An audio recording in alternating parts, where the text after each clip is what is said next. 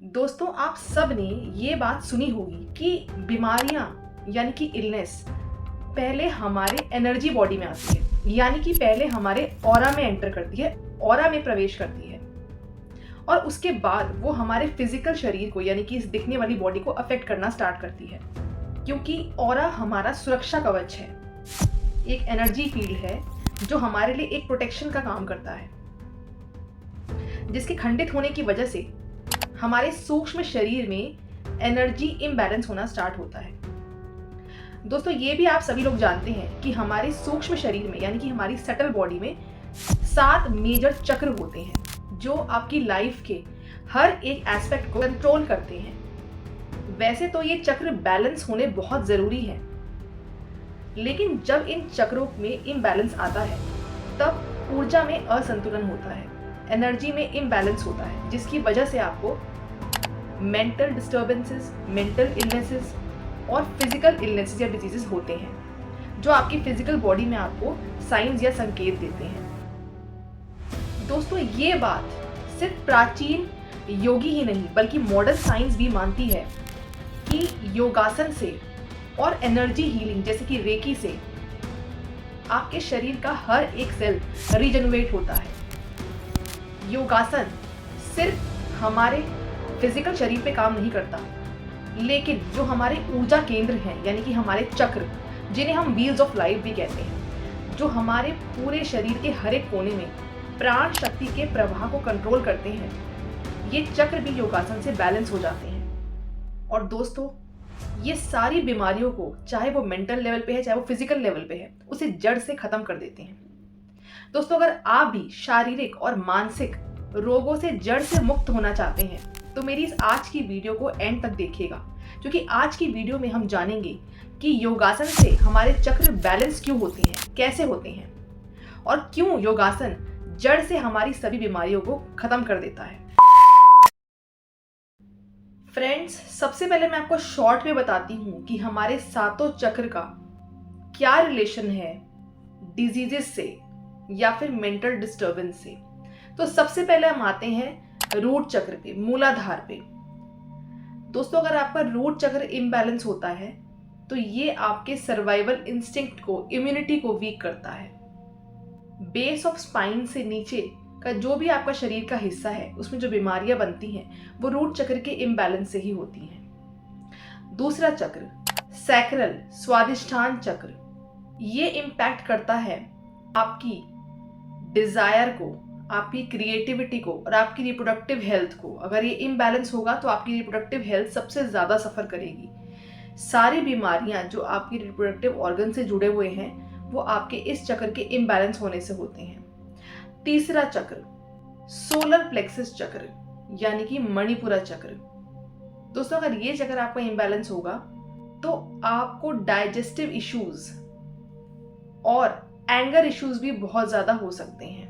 दोस्तों, ध्यान रखिएगा, ये मैं आपको सारी डिजीज एक शॉर्ट में बता रही हूँ, एक आपको एक ओवरव्यू दे रही हूँ। वैसे तो बहुत सारे डिजीजेस होते हैं जो इन चक्रों के इम्बैलेंस से होते हैं, लेकिन मैं आपको एक बेसिस बताने के लिए अभी आपको मैं शॉर्ट में बता रही हूँ। आगे बढ़ते हैं अपने अगले चक्र पे, हार्ट चक्र। अगर आपका हार्ट चक्र इम्बैलेंस होगा तो आपको बीपी की प्रॉब्लम, हार्ट इश्यूज, लंग्स में इश्यूज, ये सब हो सकते हैं। आप लैक ऑफ सेल्फ लव भी फील कर सकते हैं। अगले चक्र की तरफ बढ़ते हैं जो है विशुद्धि चक्र, थ्रोट चक्र। दोस्तों, अगर आपका ये चक्र इम्बैलेंस है तो आपको थायराइड इश्यूज और कम्युनिकेशन में भी प्रॉब्लम हो सकती है, यानी कि आप किसी से खुल के बात नहीं कर पाएंगे, अपने आप को एक्सप्रेस नहीं कर पाएंगे। अगला चक्र थर्ड आई, अजन चक्र। दोस्तों, अगर आपका ये चक्र इम्बैलेंस है तो आपको लैक ऑफ स्लीप, जिसे हम इंसोम्निया कहते हैं, माइग्रेन या फिर हेडेक इश्यूज और माइंड में लैक ऑफ क्लैरिटी या फिर कंफ्यूजन या डिप्रेशन जैसी फीलिंग्स आप एक्सपीरियंस कर सकते हैं। और सबसे लास्ट में हमारा आता है क्राउन, सहस्रार। अगर आपका ये चक्र इम्बैलेंस है तो आप स्पिरिचुअली बहुत ज्यादा डिस्कनेक्टेड फील करेंगे और मेंटल पीस भी आपको नहीं मिल पाएगा। तो दोस्तों, अब शॉर्ट में आप समझ गए होंगे कि आपके ये जो सारे चक्र होते हैं, अगर ये इम्बैलेंस होते हैं तो फिजिकली और मेंटली आपको कहाँ कहाँ इम्पैक्ट करते हैं। क्योंकि दोस्तों, हर चक्र जहां जहां सिचुएटेड है आपके एनर्जी बॉडी में, उससे जुड़े हुए जितने भी आपके बॉडी ऑर्गन्स हैं, यानी कि फिजिकल बॉडी में जो बॉडी ऑर्गन्स हैं वो सब इससे इम्पैक्ट होते हैं। तो जब भी इन चक्रों में इम्बैलेंस आएगा, जो भी बॉडी ऑर्गन्स जिस चक्र से कनेक्टेड हैं उनमें भी कुछ ना कुछ बीमारी या डिस्टर्बेंसेस हो सकती हैं। अब आते हैं हम अपने मेन पॉइंट पे, जिसके लिए आप ये वीडियो देख रहे हैं कि योगासन से आखिर चक्र बैलेंस कैसे हो जाते हैं, क्यों हो जाते हैं और जड़ से बीमारियां कैसे खत्म हो जाती हैं। तो इसको समझने के लिए आपको 3 स्तर पर इस बात को समझना होगा। सबसे पहला फिजिकल लेवल, यानी कि शरीर के लेवल पे। तो दोस्तों हमारा हर चक्र एक ग्लैंड और नर्वस प्लेक्सस से जुड़ा हुआ है। फॉर एग्जाम्पल, जैसे रूट चक्र एड्रीनल ग्लैंड से कनेक्टेड है, विशुद्धि चक्र थायराइड ग्लैंड से कनेक्टेड है और अजन चक्र पीनियल या फिर पिट्यूटरी ग्लैंड से कनेक्टेड है। दोस्तों यहाँ पर आपके लिए एक बात जाननी बहुत जरूरी है कि हमारे पूरे शरीर में ऑक्सीजन का जो फ्लो है, बहाव है, वो शरीर के हर एक कोने में जाना बहुत ज्यादा जरूरी है। जब हम योगासन करते हैं तो आपकी बॉडी स्ट्रेच होती है, बॉडी के हर एक हिस्से में, हर एक कोने में ब्लड सर्कुलेशन इंप्रूव होता है। और दोस्तों ब्लड ही पूरी बॉडी में ऑक्सीजन भी कैरी करता है, तो ऑक्सीजन का सर्कुलेशन भी एनहांस होता है, इंप्रूव होता है। और दोस्तों इसी के साथ प्राणिक एनर्जी, यानी कि जिसको हम लाइफ फोर्स एनर्जी बोलते हैं, जो कि वाइटल है आपके जीने के लिए, जो कि इम्पोर्टेंट है हमारे अस्तित्व के लिए, वो प्राणिक ऊर्जा का जो बहाव है ना, वो भी शरीर के हर एक कोने में पहुंचता है। हर एक चक्र के एनर्जी सेंटर तक वो प्राणिक ऊर्जा पहुंचती है। और इसीलिए जो भी ग्लैंड्स और नर्वस प्लेक्सस सारे चक्रों से जुड़े हुए होते हैं, वो अलाइंड होते हैं, वो स्टिमुलेट होते हैं और प्रॉपर फंक्शनिंग करते हैं। दोस्तों अब हम बात करते हैं दूसरे स्तर पे, प्राणिक लेवल, यानी कि एनर्जी के लेवल पर। दोस्तों ये हम सभी जानते हैं कि हमारे सूक्ष्म शरीर में, यानी कि एनर्जी बॉडी में, सटल बॉडी में 72,000 नाड़ियां होती हैं। अब ये नाड़ियां क्या करती हैं, इन नाड़ियों का क्या काम होता है? दोस्तों जैसे हमारे फिजिकल शरीर में जो ब्लड वेसल्स हैं वो शरीर के हर एक कोने में खून का संचार करती हैं, यानी कि ब्लड के सर्कुलेशन को प्रमोट करती हैं, उसी तरीके से जो नाड़ियां होती हैं वो हमारे सूक्ष्म शरीर में हमारे चक्रों से जुड़ी हुई होती हैं। ये वो सूक्ष्म नलिकाएं हैं जिनमें प्राण शक्ति, यानी कि प्राणिक ऊर्जा का प्रवाह होता है। दोस्तों वैसे तो 10 प्रमुख नाड़ियां हैं जो हमारे सूक्ष्म शरीर में होती हैं।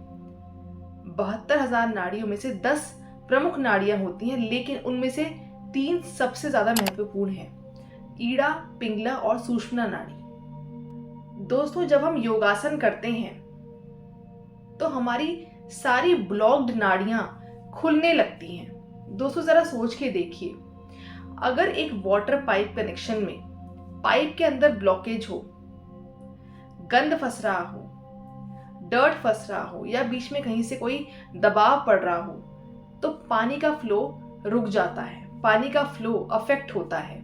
उसी प्रकार से यदि हमारी नाड़ियां ब्लॉक होती हैं तो प्राण शक्ति का फ्लो भी ब्लॉक होता है और चक्रों तक पूरी ऊर्जा नहीं पहुंच पाती, जिसकी वजह से इन एनर्जी ब्लॉकेज होने की वजह से शरीर में बीमारियां बनती हैं। दोस्तों अब मैं बात करती हूँ चक्रों के ऊपर।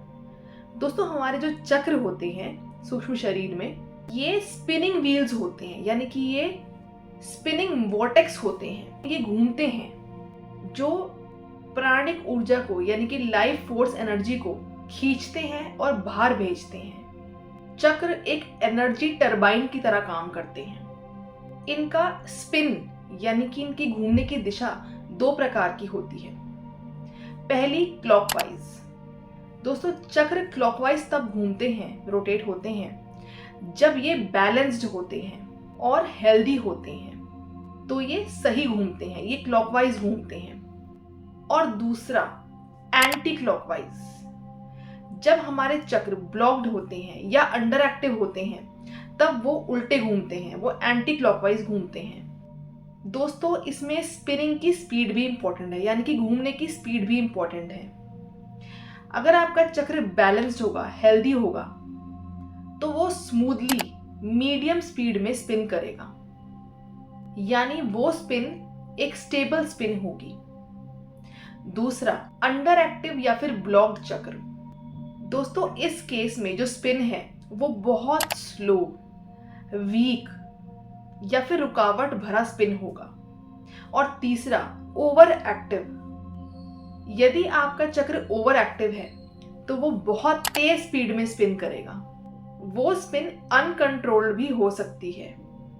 दोस्तों जब आप योगासन करते हैं तो आपकी नाड़ियों में से जब ब्लॉकेज रिलीज होती है तो आपके चक्र में भी प्राण शक्ति का प्रवाह नॉर्मल होता है, बैलेंस्ड होता है और वो नॉर्मली स्पिन करते हैं, बैलेंस्ड वे में स्पिन करते हैं। और दोस्तों चक्र एक तरह के जंक्शन पॉइंट्स हैं जहां पर नाड़ियां आकर मिलती हैं, इसलिए नाड़ियों की शुद्धि बहुत ज़्यादा ज़रूरी है।